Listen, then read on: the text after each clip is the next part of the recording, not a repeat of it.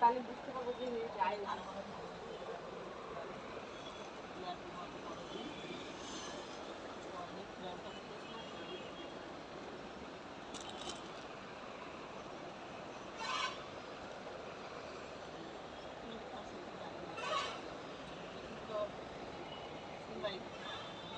বিড়ালটা করতে এসে তো গিয়েছিল, গিয়েছিল বিড়ালটা করে এসে আবার মেয়ে জামাই মিলে গিয়েছিল তো,